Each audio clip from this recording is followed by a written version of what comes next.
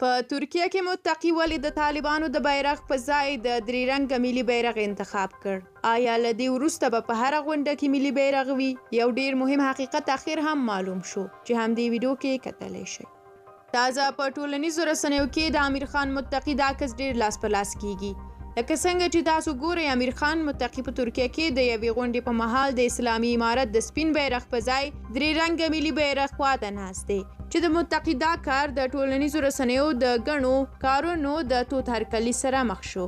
ډیری کسانو ورته لیکلي دي چې طالبان زړونه وګټل، ملي بیرغ یې په مهمو غونډو کې له ځان سره ځړولی. یو شمېر بیا په دې اند دي چې ملي بیرغ د نړۍ سره د سیالۍ کولو نښه ده.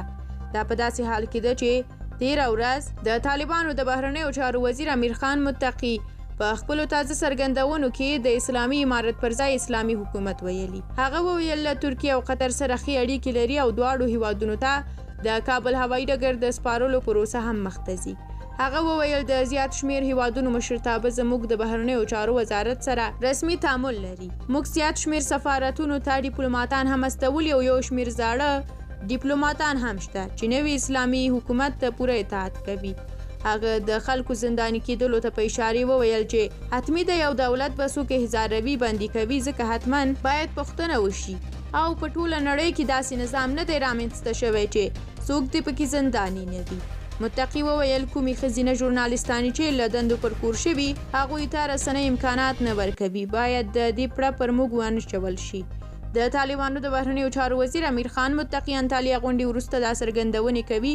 هغه جوته کړه چې نړۍ او ټولو هیوادونو سره رسمي اړیکې لري او ګشت ګزار لري. طالبان لا هم مزل کوي ځان جوړوي، د نړۍ له قوله تر اوسه دوی لا هم ځان نه دی جوړ کړی چې کوم هیواد یې په رسمیت وپیژني. تر اوسه لا هم یو شمېر هیوادونه طالبانو ته حکومت نه بلکې ډله وایي او یوازې اوس له دوی سره تعامل روان دی.